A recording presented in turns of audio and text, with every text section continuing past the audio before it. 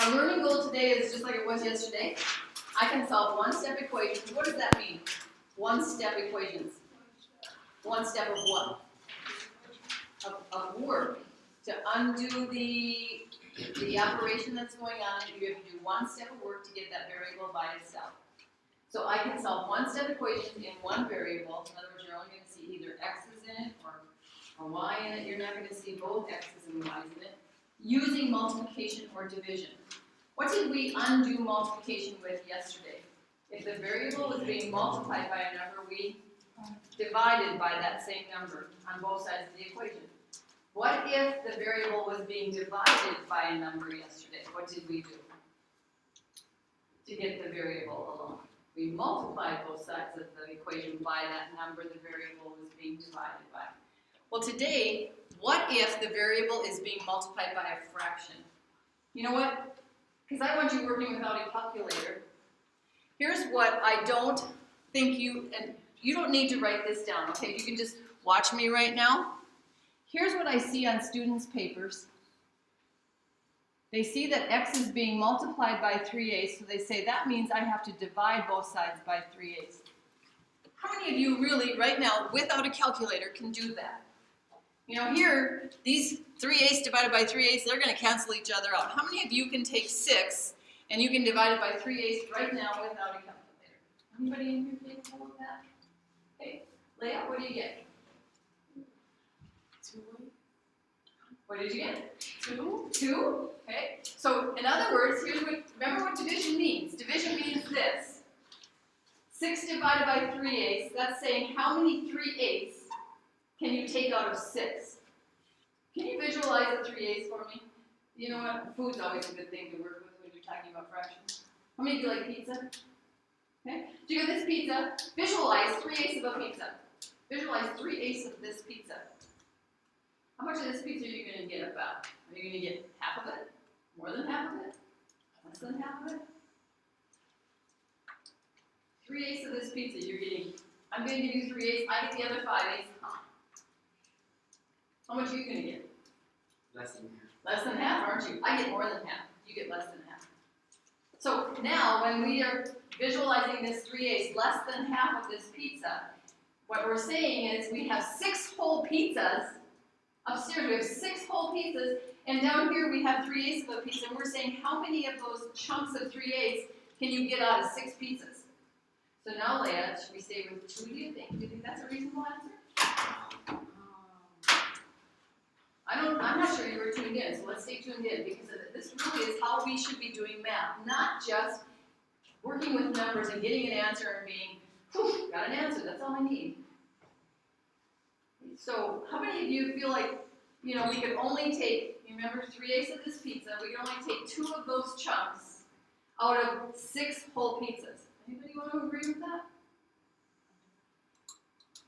Yeah, so this isn't an easy one to do, is it? It's not easy to say how many of those chunks of 3/8 can you get out of 6 whole pizzas. So doing this on your paper is worthless. It really is worthless. So what we're going to do instead, if you wrote this down, remember I said don't copy what I'm writing right now, erase it. And we're going to do what it says up here. If a variable is being multiplied by a fraction, we're going to multiply both sides by the reciprocal. And we're going to do good spelling in this class also, because I'm a speller free. Reciprocal. Yes? What is a reciprocal? There's a new word. Sam? Isn't it like it's like having 3/8, then you don't you take the 3 on the other side? Don't you take the 3 and what? On the other side. On the other side. No, here's what you do. You take that 3/8 and you switch them around, you flip them. So what's the reciprocal of 3/8 then? It would be 8/3, wouldn't it? Because here's the real actual math definition for reciprocal. A number times its reciprocal will always give you 1. So let's think about 1/2's reciprocal. That's a little bit easier one. What is 1/2's reciprocal? Everybody, come up with a reciprocal of 1/2. What is the reciprocal of 1/2? 2 over 1. Okay, so I just said the real definition for reciprocals is if you multiply them times each other, you better get 1. So if we take 1/2 times its reciprocal that you just told me is 2/1, how do you feel about that? Are we going to get 1? Does anybody know what we can do when we multiply with fractions? We can like do some crossing. Yeah, we can just. So this 2 can cross out and that 2 can cross out. Can we do that? When you cross them out, does anybody know what that really gives you? It cancels them, but there's really a 1 there. Here's what we're really doing. We're taking that 2 and we're dividing it by 2 and we get 1. But if we divide the upstairs somewhere upstairs by 2, we got to divide somewhere downstairs by 2. That's what we did here. We get 1. What's 1 times 1? 1. What's 1 times 1? What's 1 divided by 1? 1. We get what the definition says we're supposed to. So that's really what reciprocals are. They are the numbers that when you multiply and times each other, you will get 1. Blake? You could do that also. You could, instead of canceling, you could say 1 times 2 is 2, 2 times 1 is, and we'd have 2/2, and 2/2 is 1, isn't it? Yeah. So here's the reason why we're going to multiply by the reciprocal, because we don't want a 3/8 x, we want a 1x, don't we? We want a 1x. And so that's why we can use this method. So today, when you see problems that have the variable being multiplied by a fraction, you're not going to divide by that fraction. You're going to multiply by the reciprocal. Okay, so on the next line, we will multiply by the reciprocal that you just told me a little bit ago, or maybe I told you, I don't know. So let's put a box around the thing that we're kind of introducing into the equation here. We're going to take both sides times that 8/3. And when we don't have a fraction on the other side, we'll make it into a fraction by putting it over 1. Any number can be made into a fraction name by putting it over 1. Dividing by 1 does not change its value. Okay, so we're multiplying both sides by the reciprocal of the number x is being multiplied by. Here's what happens. These 8's cancel, these 3's cancel, and we have just x, don't we? They take care of each other. We'd have a 1 here, we'd have a 1 here, we'd have a 1 here, we'd have a 1 here. We know that when you multiply and divide with 1s, you just get 1. So we have a 1x. Okay, so you have 2 options here. You can either multiply that 8 times that 6 first, and then the 3 times the 1 downstairs, and then you can figure out what that is equal to. Or you can do what we were doing over here. We could do some simplifying first and crossing out first. So is there any crossing out you think we could do? Any simplifying we could do? Like what? The 3 and the 6? Yeah. If you have a number upstairs and a number downstairs that are both divisible by the same thing, that's how you simplify. You say, you know what? 3 goes into itself once. It goes into that 6 twice. I can do that. Okay, is there anything else we could do? Can we do any other crossing out, any other simplifying before we multiply?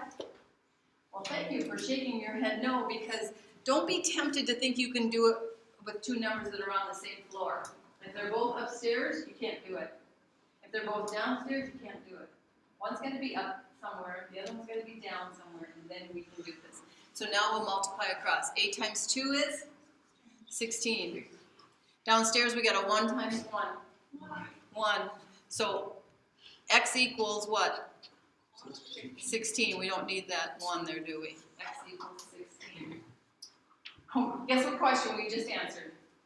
How many chunks of 3/8 of a pizza can you take out of 6 pizzas? 16. Does that seem reasonable? Yeah, that seems more reasonable, doesn't it? Okay. Okay, the next one. When we're doing this next one, we have a negative 2/3 y on one side, and we got the 4 on the other. We always concentrate on the side where the variable is and see what's happening. Well, y is being what? Holly, what's happening to y on that in number 2? Y is being what?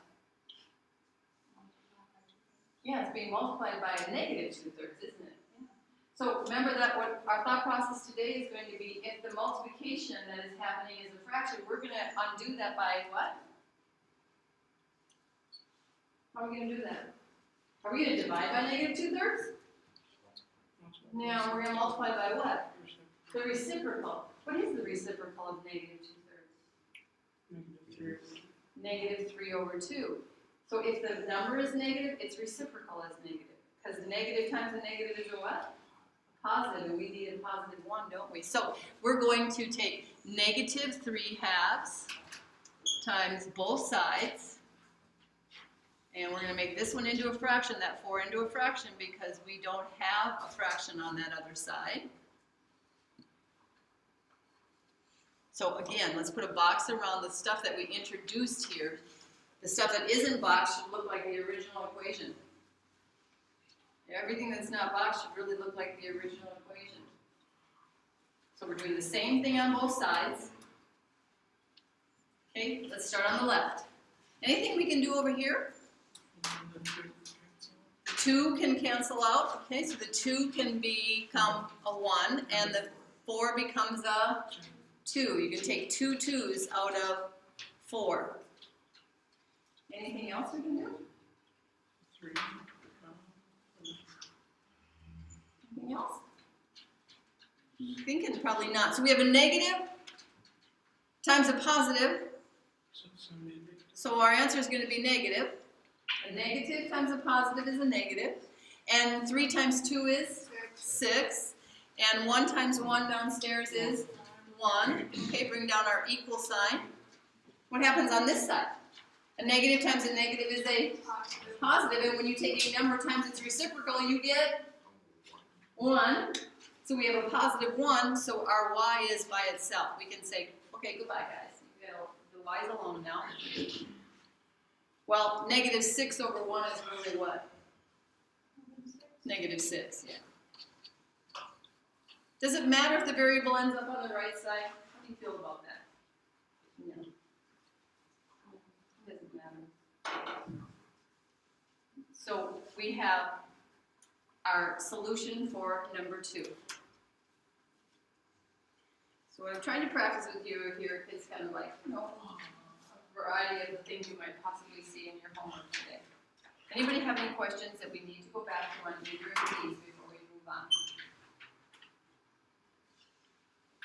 Okay, do you, I don't remember if we had one like this yesterday or not. Can we do something with that and that's upstairs in that numerator? Anybody remember? Have I talked about if you have a fraction and something is upstairs, did I tell you it can be pulled out? Okay, only if it's upstairs can it be pulled out. If it's downstairs, you can't. But if it's upstairs, you can. So we're going to take this, and first thing we're going to do is we're going to rewrite this as 5/2 n equals negative 5. Okay? We're just renaming it 5/2 n. We're pulling the n out, putting it right beside our fraction, equals negative 5. Later we'll learn that there's another way to solve this one also, but today this is actually going to, be the way that should make sense to us right now. Anybody have any idea what we should do now for this problem? We need that n alone. What are we going to do? We would make them 5 fraction. Leave the 1. Okay, we can do that. That's one thing we can do. We can make, when we rewrite the problem to do our work, so I'm just going to get ready to do my work here. I can take that negative 5 and I can put it over 1. Okay. We got to do something else though, because this isn't going to get rid of the n, is it? It's useful. It's very useful, but how are we going to get rid of the n? Multiply by the reciprocal. Which, the reciprocal of what? 2/5. So the reciprocal of 5/2, which is 2/5. So we're going to take both sides times that 2/5. That's our part that we're introducing. We're going to do it to both sides. Okay, you go ahead and try that now. See what happens. See what you get for an answer. What happens when you do this one?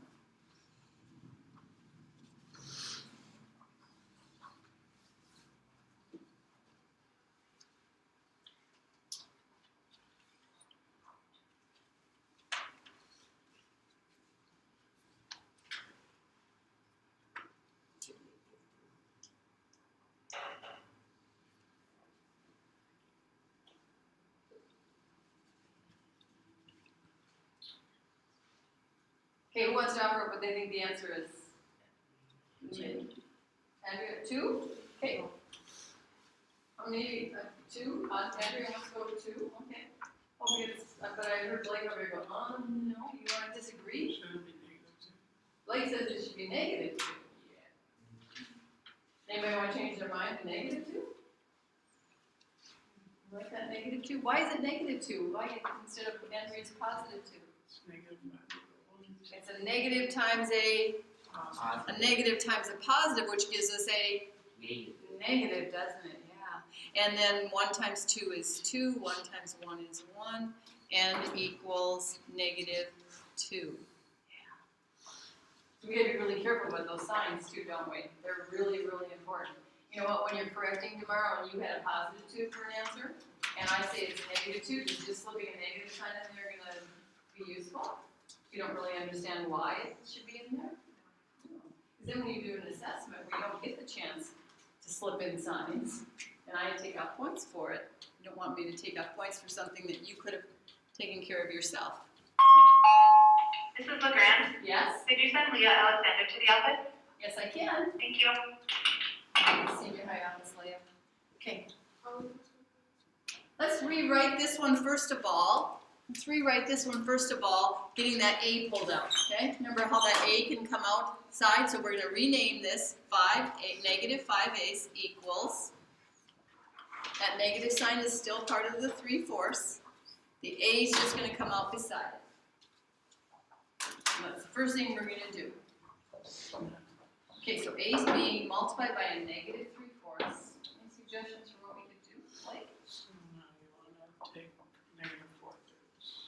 So now we want to multiply both sides by negative 4/3, don't we? Because that is the reciprocal of our negative 3/4.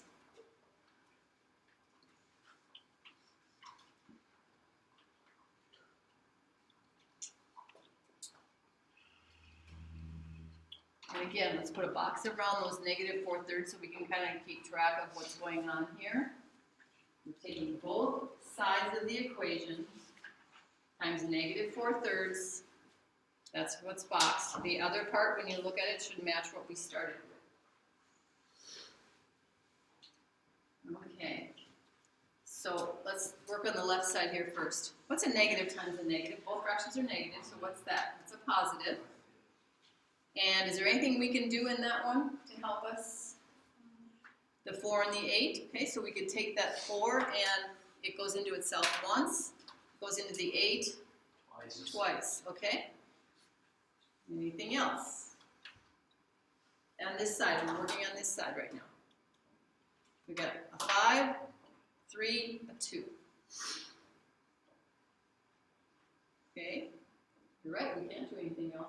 We have to stop there. So we already decided negative times a negative is a positive. 1 times 5 is 5. 3 times 2 is 6. Negative times a negative, they cancel each other out. The 4's cancel. The 3's cancel. We end up with A, don't we? We could get a fraction answer, too. So our fraction answer is 5/6. Okay, how will I know you're using your calculator? Well, your work will look like what that kind of work that I showed you in the beginning. You would have it like this. You'd say negative 5/8 divided by negative 3/4. That's how I would know you're using your calculator. And the other way I would know is 5/6 is not a nice decimal. Your calculator would give you this crazy decimal, and you'd be like, I wonder how I'm going to write that down. Well, then you think, well, I'll just write it the same way the calculator does. And whatever that says, you're going to write it down. Well, no, we're not going to do this. This is the process we will use. Questions? Anything before we go on? We're going to do an application problem again. So, anything we need to talk about here? Okay, going to the back side then. I have a granddaughter named Aubrey, so she got her name in this story. Aubrey puts 1/4 of the money she earns from babysitting. She's not old enough to babysit yet, though. Puts 1/4 of the money she earns from babysitting into a college education fund. You know what? Puts 1/4 of the money. I'm thinking that's kind of important, right? That just seems like something that stands out to me as important. Puts 1/4 of the money into a college education fund. Last year, she added $150 to the fund. Last year, she added, so that kind of seems important. Last year, she added $150 to the fund. You know what, I think it's kind of important that we also include in this box she earns from babysitting, because that's where that money, that fourth of that money is coming from. The money that she earned from babysitting, a fourth of it's going to go into the college fund. Last year, she added $150 to the fund. So where do you suppose she got the $150 from? Babysitting, right? Okay.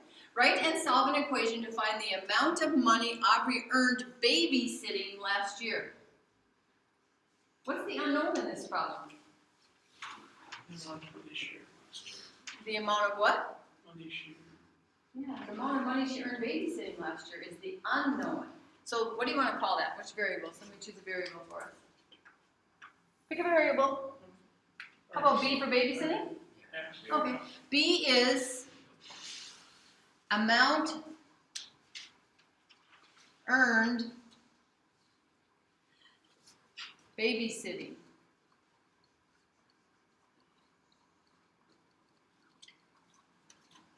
The amount she earned babysitting is we chose to call that B. Well, we're going to take the information that a fourth of the money she earns babysitting goes into her college fund. Last year, she added $150 to that fund.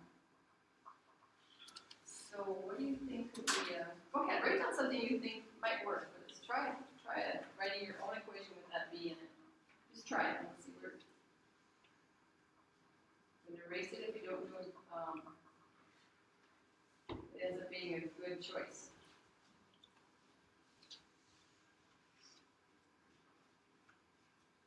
Okay, who's the Braves? Oh, you're not done yet. Gotta give you more time, sorry.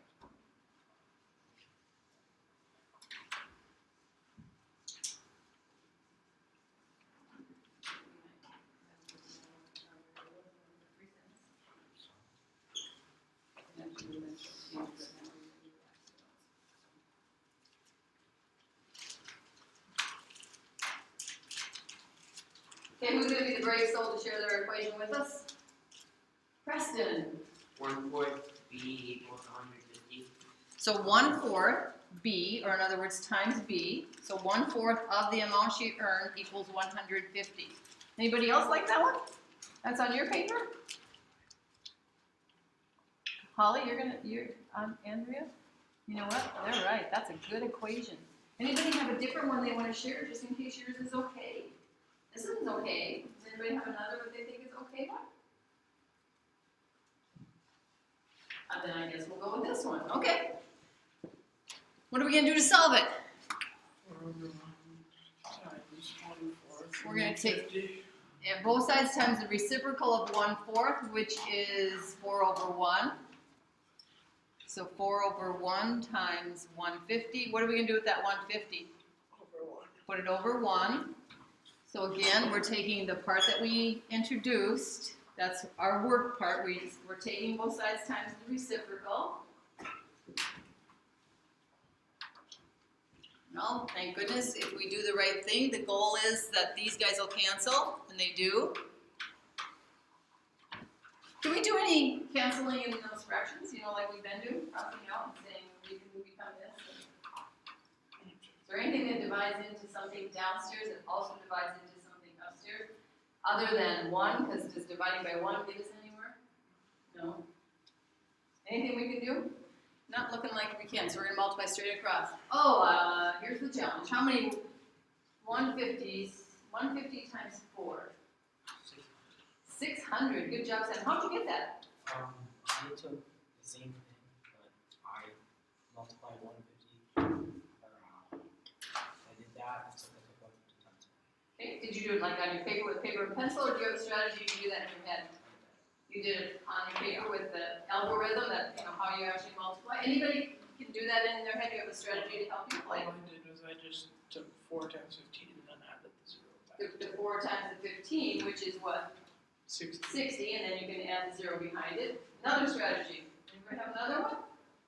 We want to try and be calculator brains, not dependent, mushy brains. Here's what I do. I take 150 and I double it. What is that? Anybody know what 150 plus 150 is? 300. But then I need 4 of them, not just 2 of them, so I need that again. I need to double that, so double 300 and you get 600. Yeah, so the answer here is 600 and then over 1, which really is 600, isn't it? But we're not going to circle that answer because we know this is an application problem. We start by describing our variable. We write an equation that uses our variable. We solve it. Once we get our solution, we write a sentence answer. Okay, so what were they asking us? Okay, so did she, Aubrey, I like the name. So Aubrey earned $600 babysitting. And that's really all we have to say.